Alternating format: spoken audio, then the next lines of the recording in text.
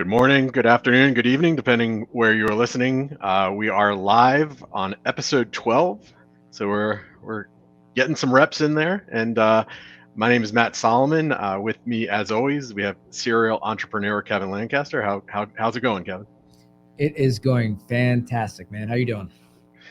Can't complain. Things are good. We got the weekend coming up, and I know we've been out and about finally, I guess. Um, you know, for people who are just listening in right now and chiming in, we love to hear where everybody's calling in from. It's always fun to see where you're listening in from. If you have questions during the live session today, please put those in the chat and we will try to answer them. But really, we're here to talk IT, talk channel, talk about innovative things going on in the industry, people who are challenging the status quo. And Kevin, I don't know. I guess it was last week we were in Vegas. Is it? I lose track of time these days.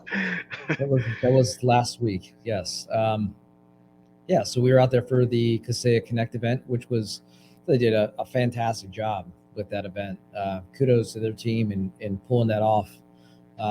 Fred and Dana and all the executives over there. I think they did pretty darn good job, all things considered. This rebound and they had I'd walk through that exhibitor area and then kind of the common areas, and it was packed. And they got people out there, and I think it was a testament to the fact that people want to get out and engage and see the latest and greatest that's happening out there. So I think it was a pretty successful event for them.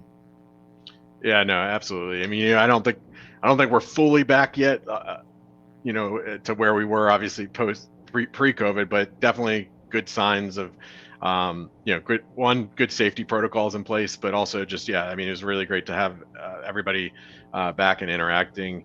They had a pretty cool, I thought, really interesting keynote, bringing in somebody from outside of the IT industry with Nick Offerman, who most people probably know by his name on Parks and Recreation, Ron Swanson. It was definitely a fun event, and we've got, I guess, a couple other big ones coming up to kind of round out the year. I know Robin Robbins has some of her road shows, and IT Nation coming up, I guess, 2 weeks from now. Yeah, you usually have channel partners next week as well. Yeah, channel partners next week. I will actually be speaking on not one, but 2 sessions. So pretty excited about that. Session 1 will be really about how to become an authority or a thought leader in your network, to start really creating that perception, and so people think of you as a go-to person on whatever that niche is for you. And then part 2 is going to be really focusing on LinkedIn, but just social selling in general, and just how important that is in this B2B environment, particularly now. So pretty excited about this. That's awesome. If we go back to the event real quick, I was just wondering, how much did you lose in Vegas, Matt? I don't know what you're talking about, Kevin. I only count things I win. No, I'm just kidding. It's probably a good way to look at it. Yeah, and Mark from the UK says hello. Mark, thanks for tuning in. I know it's the worst thing you can do in Vegas in terms of gambling, which is slot machines. But for some reason, I just enjoy them. My grandmother used to take me, and we used to play slots. I don't know, that I do. I will hit the tables every once in a while, but I think I enjoy just not my performance not affecting other people's. On the blackjack table, I don't like when somebody gets mad at you. I like to hit the Wheel of Fortune slot machine. So there is a lot of pressure though at those tables. That's nothing's worse than the guys or gals that come to the table that haven't played before or are brand new. Not that I'm like any I very rarely gamble, put that on the record, but I've seen such scenarios where somebody's got a big hand and they got a good thing going at the table, and all of a sudden somebody comes in and it's just like it just kills it, and they're hitting when they shouldn't hit and all that stuff. So it's probably smart to avoid that. I avoid them as much as possible, but it had been a couple of years, so yeah. Well, and I don't love Vegas, but now I'm going there for a second. I mean, I haven't traveled obviously very much over the last year and a half, and now I'm going to Vegas twice in 2 weeks, that's a lot of Vegas. Yeah, I think you're going. I think the cover is for some type of poker tournament that you entered or something. I'm not sure. Maybe. Yeah. I do like some Pai Gal poker actually, Oh so yeah. who knows? Who knows what Yeah. I'll get myself into this. Yeah. But no, Um, like I said, they did a great job out there. So many really interesting emerging vendors too that seen. And with one of the last events was that Build It event. Some really cool ones that you come across. There are a couple new ones in the at the Kaseya event. So it's good to see that you got the established and you've got the the mature seasoned vendors, and you got some new and emerging ones that are coming in and trying to make a run at the marketplace. So it's always good to see over the last couple of years that the cycle of innovation and really kick butt technologies yeah. really hasn't stopped. And then honestly, if anything, I think it's accelerated the number of new vendors entering this space, and so that'll be interesting to watch here for the next couple of months. Yeah, and I mean, I like what they did, kind of having this somewhat, I believe, of like an emerging vendor area. So you had like Time Zest was out there, and Verisoft focuses on customer experience. So yeah, it's cool to be able to have that. And I think IT Nation might even do a similar thing if I'm recalling. Like I think when we first sponsored there as ID Agent, I think there was an emerging vendor area, which is nice because then you're with the other like-minded vendors who are on the same journey as you. And I think MSPs flock to those areas sometimes. It's like, oh, let me see what's new out there. Yeah, And they definitely do. Can't forget to mention our podcast sponsor, Mail Protector. We saw them out there as well. Yeah, it was good. It was a good big industry event to get back into it. Oh, there you go. Look at that. Get back into it and kind of get the feet wet and moving the ball down the field. So kudos to again to Fred and Dana and yep. the entire team over at Kaseya for a job well done. Absolutely. So today's a bit of a special version, I think, of the show. When we were first kind of diving in, we were thinking about like who do we want to interview, and who's really pushing kind of the status quo of the channel, and who certainly has probably the most information of maybe anybody in the entire channel. And I'm not just talking about MSP, just the entire technology channel. And there was really one name that came to mind, and that's Jay McBain, who is actually named 2021 Channel Influence of the Year, and I actually think he's going to get to celebrate that now in person at this upcoming event next week. But we did an interview with him. I believe it was over the summer. Kevin, is that correct? It was. I think it must have been at some point in August. We were able to catch up with him. He's a tough one to catch up. He thought, I thought I was busy. I thought you were busy on the road and doing things. This guy, I guess rarely sleeps and is getting all kinds of things done, throughout the day. And so he's probably one of the more productive people that you'll come across, you'll meet.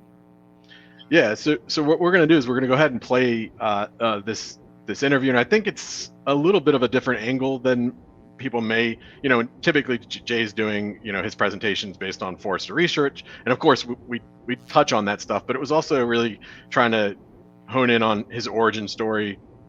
Who is Jay McBain? Who's the guy behind all of that research and information around the channel? So, Kevin, I'm going to go ahead and put that up on the screen. I'll take us off screen during that, and then we'll come back and provide some commentary. And again, if anybody has comments during it, we can address those afterwards as well. Yeah, just knock on the wall when I need to jump back on. All right, sounds good. Here we go. Somebody that most people in the channel certainly should know.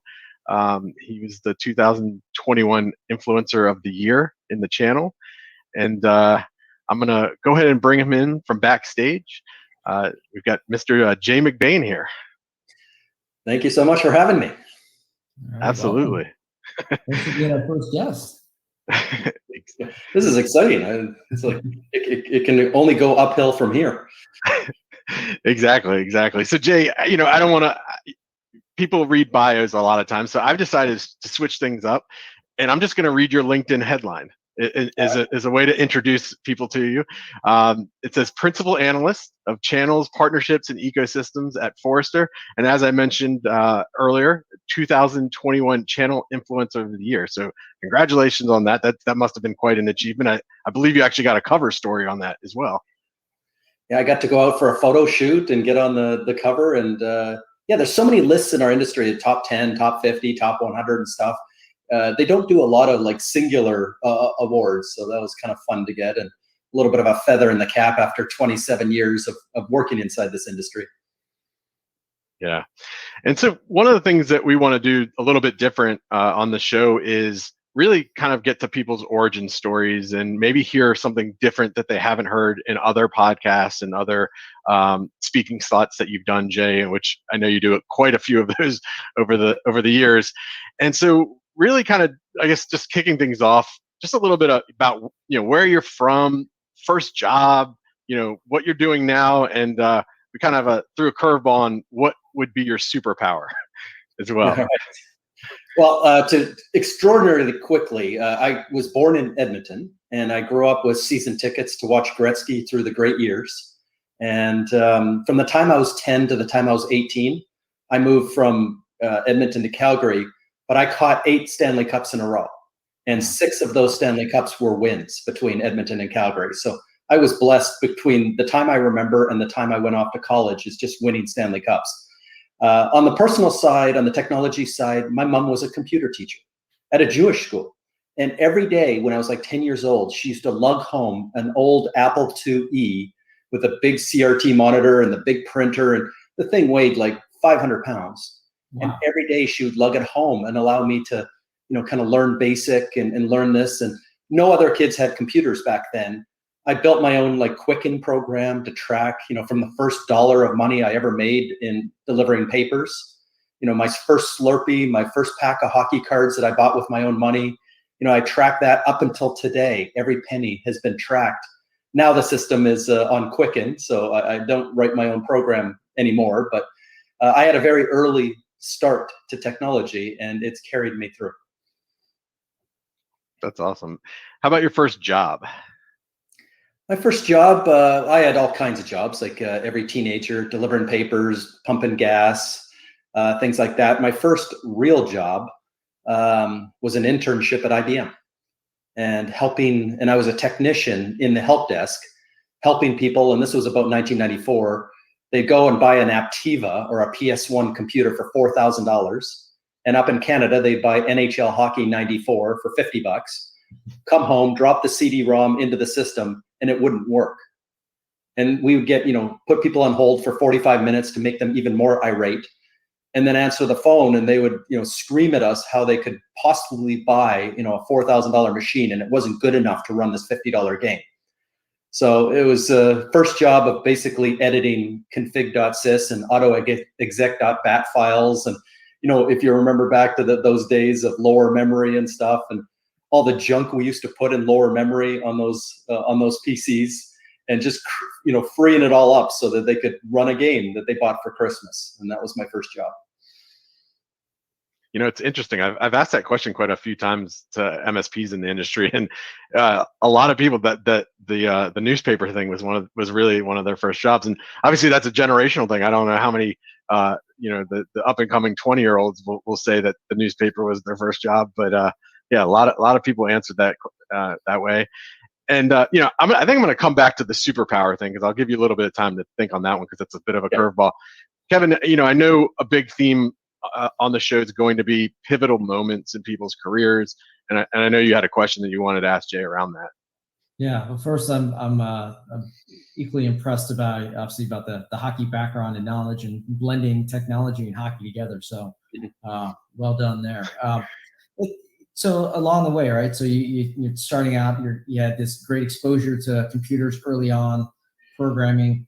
Was there a pivotal point, a moment where it said to yourself, "This is the direction I got to go into," or was there a pivotal moment later on in life, career-wise, where you're in one role and had to go in a different direction that's led to where you are today? I mean, touch on maybe some of the pivotal moments as you've developed your I guess love of technology and hockey in your career.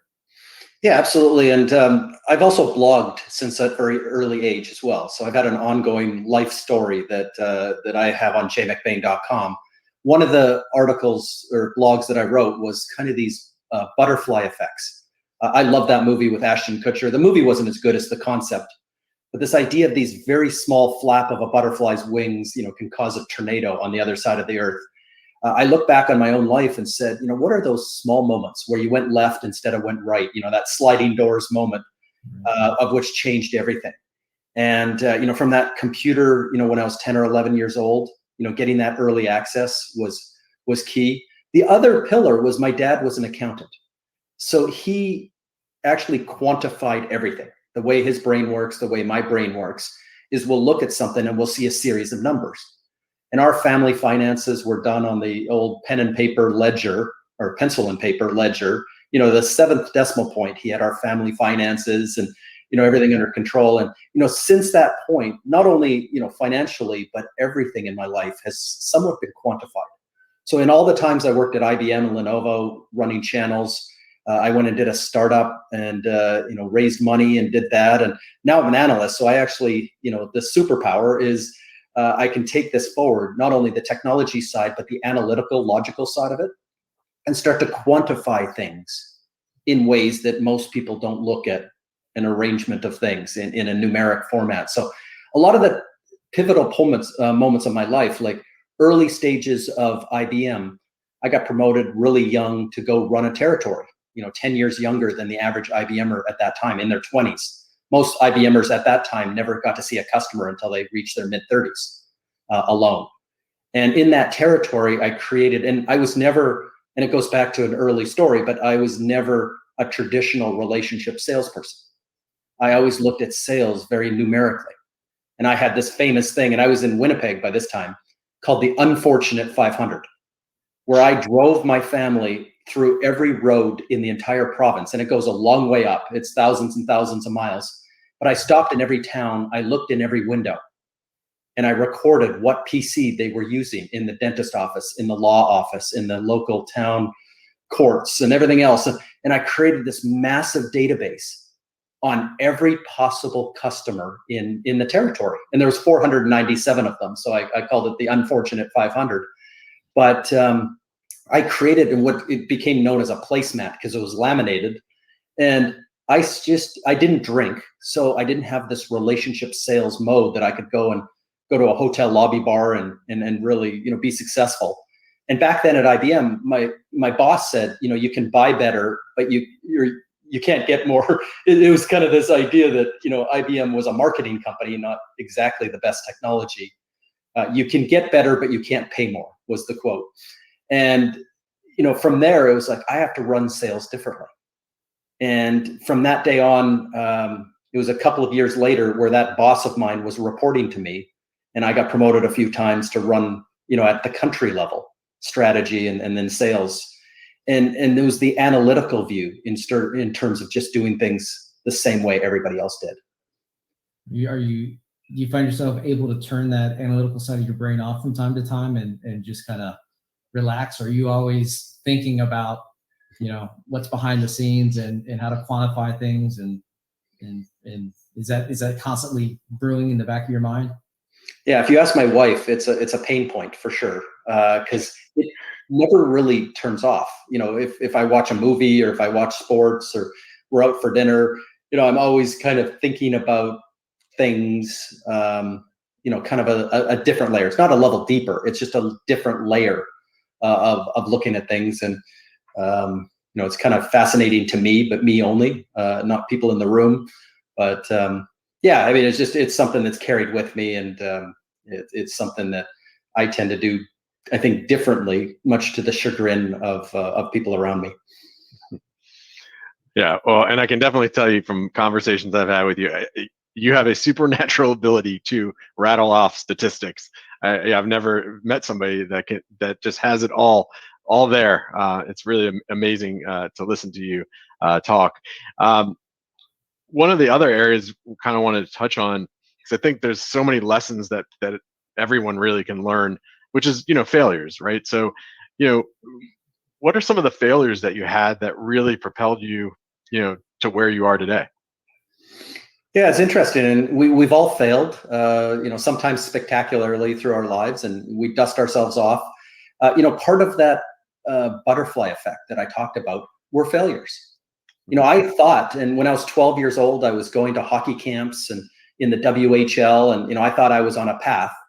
I could skate really fast, and that's pretty much all I could do. But I thought I had a path, to do something in hockey. And then when I got to that league, I found out that I was a 160-pound, 5'11" defenseman.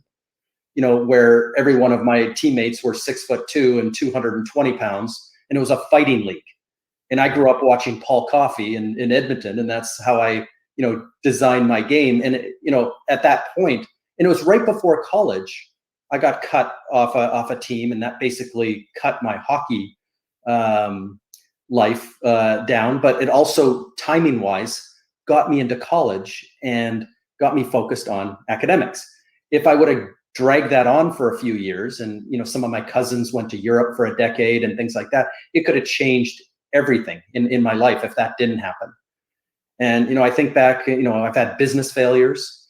I am still working. So the startup that we did was not sold for billions of dollars. I'm not building universities in upstate New York. I'm not out designing cars and building them from scratch. So I learned a lot through what I'm good at. And I, to all the MSPs, the entrepreneurs have built, something from scratch. I understand what I'm not good at as well. You try to be all things to all people, and you try to do things, but you got to understand, in a baseball game, there's a starting pitcher, there's a mid-relief pitcher, there's a closer. They're all equally important. And in business, as CEOs, as entrepreneurs, we've got to figure out, it's very hard to pitch an entire game. And it's hard to do that often. So we got to figure out what our superpower is and understand when to give up the ball and let somebody else take it. And, that was something that, as I work with MSPs, as I work with a lot of entrepreneurs and 10,000 different vendors who are trying to get their start in this industry, I'm always reminded of those lessons. Yeah, it's a constant theme that we run into as well, where, folks don't realize that, there are others out there that make them look good, make them play better, help them become more scalable. And it's often probably one of the hardest things to realize. And so it's a constant theme that we see. So along the way, right? So you talked about, how influential your mother was and your father, you bring different aspects of technology and finance to you. And then obviously playing sports as a youngster and into college, you probably had quite a few coaches that helped you out along the way. Maybe some you liked, maybe some you didn't like, but any particular mentors or any particular individuals that helped you progress, or any that stick out in your mind that helped made you who you are today? Yeah, it's a great question. And, here's another self-actualization that I don't think I've ever said publicly, but I'm not very coachable. So back when I was a teenager playing hockey, I had all kinds of ego and all kinds of confidence and things, but, I knew, how to play, and I didn't need the coaching. When I got into business, the same thing is, hey, I think I've got this figured out. I've got the quantified, I've got the numbers, I don't need. And so I didn't use mentors like I should have, or I could have, as much as I should have, to achieve greater heights. And I will tell other people to not follow that path. The more you know and the more you learn, you actually understand how less of a worldview you actually have. And so, I look back, I had some great coaches along the way that, made me a great individual, helped me, play better hockey and stuff like that. But I still fight it to this day, is, taking criticism as a personal attack and getting defensive, as opposed to somebody taking the time to, point things out and to help you. And so I have to think through it every single time. So I've had some great coaches. I've had some great teachers and professors along the way. I've had some great business leaders out there. I look up to so many people in our industry that have done, really great things. And I publish lists of people that I aspire to and things like that. But I wish personally that I was more coachable to achieve, better outcomes. So maybe an important, maybe pivot question in this interview. So, being from Edmonton, having gone to Calgary, spent some time in Winnipeg, now in South Florida, you're still pulling for Edmonton, or have you adopted any of the Florida teams as one of your own? Yeah, this is what drives everybody nuts. Is I'm a pretty positive person, and so my theory on sports is I just choose to cheer for whoever wins, and it drives people nuts because they're diehard fans, and there's the channel sports group that we're in, and we know who are Cowboys fans and who are Steelers fans and stuff like that. And as Edmonton and Calgary were winning, I was a fan. I went to Toronto after Winnipeg, and the day I got to Winnipeg, they lost the Jets. And there was out my window at Portage in Maine, which is the main intersection in the city. I looked down and there was a parade with Bobby Hull in the back of a Cadillac. It was like the last day of the Jets. Got to Toronto, it wasn't any better. I lived in North Carolina for a couple of years, and they won in 2006. When I got up to New York to do the startup, they went to the finals the one year. And now down in Florida, Tampa Bay's having all kinds of success in every sport. And so I just kind of go where I am and cheer somewhat locally. And, when things get down to the final four or whatever, I kind of choose the winner and I ride them right through. So I don't have this dogged loyalty to teams more than I just love seeing great stories and Cinderella stories and success stories. And it makes me feel happy when my team wins every year, no matter what the sport. There you go. That could lead to a longer life too, I would imagine. So, That's true. So this has been great. Again, getting to know you in a different way than I think most MSPs or people in the channel have heard from you. So, Jay, we really can't thank you enough for being here and being our first guest. What is the best way for people to, if they want to engage and look at the stuff you're putting out? What's the best way for them to do that? Yeah, one of my things is a dandelion effect, kind of be everywhere. So if you want to send me a LinkedIn message, send me a Twitter message, send me an email at jmcbain@forrester.com. Doesn't matter where. You type in my name, you'll find me on whatever platform you like to be on, and I'll respond to you there. And if it's just a simple question on a number, or if it's a broader view on where the industry is going or something, happy to engage. Awesome. Well, thank you again for your time, Jay. Thank you. Thanks, Jay. What a good dude, huh? Yeah, awesome guy, and just a wealth of knowledge. I would say, particularly, well, everybody should follow him. He's got a great newsletter he puts together, and he puts out just such valuable content. But if you're an up and coming person on the vendor side in the channel, the guy basically gives you the playbook. He shares all of his secrets to his success, and I've certainly been a beneficiary of that because I listen to what he says, and I follow a lot of his advice. And he mentioned there's a couple things that stood out. He talked about being everywhere, and I'm not everywhere that he is, because he's he's all over. He's posting on Instagram, Twitter. So I'm not everywhere like that, but I really try to be, at least when I was focused on MSPs, really try to be in every group that you could be aware, that are out there. And yeah, he just has tons of great advice. But Kevin, one thing I thought was also worth mentioning, he mentioned 10,000 vendors that are trying to get into the channel. What are your thoughts on that? Because it's not an exaggerated number. That's a lot of vendors. That's a lot of, the thing I was thinking about there, Ernest, is that he's the epitome of hustle, right? Just getting out there and connecting. He's a super connector. He hustles, and yeah, I'm sure over the years he's been connected to and had influence over, several thousand, 10,000 vendors. That's probably not a stretch. Well, no, he was saying that there are currently around 10,000 vendors trying to get their start into the channel. Well, yeah, currently, but I took it as he's worked with 10,000 and probably 10,000 vendors. At least 10,000 vendors know he is. But yeah, that goes back to that comment I said, prior to airing that interview, is that there's so many vendors. There are so many vendors, and sometimes you try to put yourself in the MSP shoes, or the IT service provider, or the VAR distributor, consultant, and you try to put yourself in their shoes and try to help figure out, how do I make sense of all this? And inversely, how do you help the vendors figure out what their value proposition is, why they're different, unique, and how can you eliminate some of the noise getting in front of the MSP space? And that's a big challenge. It's been a big challenge for the last 30 years.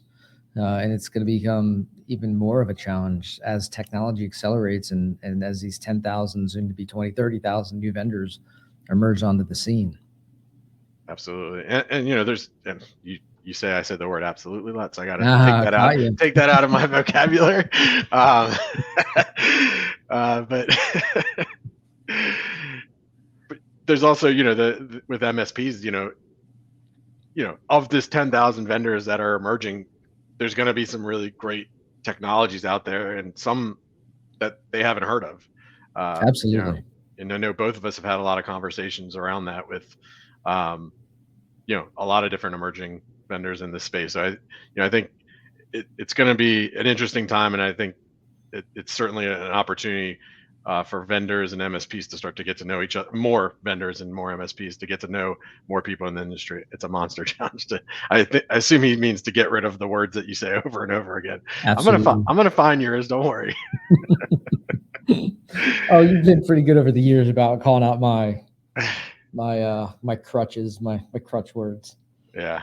So yeah, he just has a great disposition. I think between both Jay and Michelle, right? They are probably the first couple of the of the channel space, right? They have more influence over the channel just about anybody else out there individually and obviously as a couple. So they've done just wonders for this industry. So I know we didn't give too much shout out to Michelle, but she's her and him. I imagine some of the conversations about channel and the debates they have are pretty interesting. Probably hard sometimes to shut it off when you're married, but they're just great people and they've done a great job for this industry.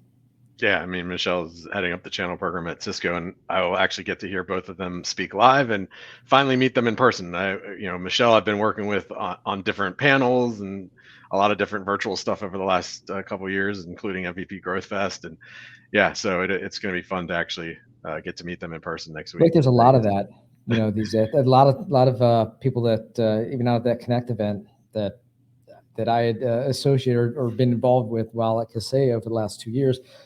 Hadn't had the opportunity to get in front of them, and meet them in person because of COVID and all on. So I think I saw a whole bunch of people having that same exact experience. Oh my gosh, we've spoken or been connected for the last 2 years, and the first time we've met, and I'm sure that's going to continue quite a bit for the foreseeable future. Yeah, I mean, I met somebody I had hired when I was at Kaseya. It was the first time we actually met in person. It's just strange times for sure. So. Yeah. So any other Matt nuggets for the industry? Any other cool things going on? Matt nuggets. Yeah. Not really nuggets. Too many Matt nuggets. Since we're actually live on LinkedIn, I'll give a new LinkedIn nugget. And we've got a guest that's going to be coming up. I'll tease it a little bit later on, who's really, does in-depth research on LinkedIn and really the algorithms. But one of the more interesting ones, and I have totally been doing this, so I've totally failed at this part of LinkedIn. When you put out a post, sometimes you read your post and you're like, oh, I misspelled something, or I want to add something, I want to tag another person. And so you immediately go to edit it. Well, that's actually a pretty big mistake. Unless it's a big error, then you have to edit right away. If you edit within the first hour of a post, it actually hurts your the posting by, I think, upwards of 25%. You decrease your audience. And that number might not be that high, but it's between 15 and 25%. It decreases your audience by just making an edit within the first hour. I thought that was pretty interesting because it's something I've definitely done a few times. And now I'm like, maybe I can wait 59 more minutes before I make that edit. To edit that comment out. Exactly. So that's my LinkedIn nugget of the week. What's up with your TikTok? You said you had a TikTok going. I haven't started it yet. You haven't started TikToking? I'm still thinking about it. You haven't started doing the dances and all that stuff? There will be no dancing. Dancing. I'll get other people to participate somehow. I thought this was about innovation. I thought you were going to be innovative in this industry, including dancing. No? Well, you have 2 kids, so I feel like you could probably pull off the TikTok easier than me. Maybe, but no one wants to see me dance, so I don't think I'll be dancing. Yeah. let's see. We got one comment here. Just, as a consultant positioning these suppliers, that is the single most complex challenge to keep apprised of tech options and how they perform and where they sit in the ecosystem. Make high quality recommendations. So many options, so little time, and we'll meet a new dozen. Yeah, next week. Man, there's gonna be that's the thing about this event. There's so many vendors. I think Michelle, I'm in the same boat. I feel like I'm going to be introducing myself. You think you know the industry, and then you go to an event like Channel Partners, and you're like, oh, I don't know like half of these vendors and things like that. She also wants the TikTok dancing. So maybe that's where you think about it. Vegas, TikTok, and Matt. There you go. And the Wheel of Fortune slot machine. Huh. I think we're on to something. It could be the start. Absolutely. All right, Kevin. I think we can end it. Somehow TikTok always brings these live streams to an end, but maybe one day there'll actually be a TikTok that I can promote and put a link to. All right. Well done. All right. Have a good one. Thanks for everybody for listening. Yep. See you.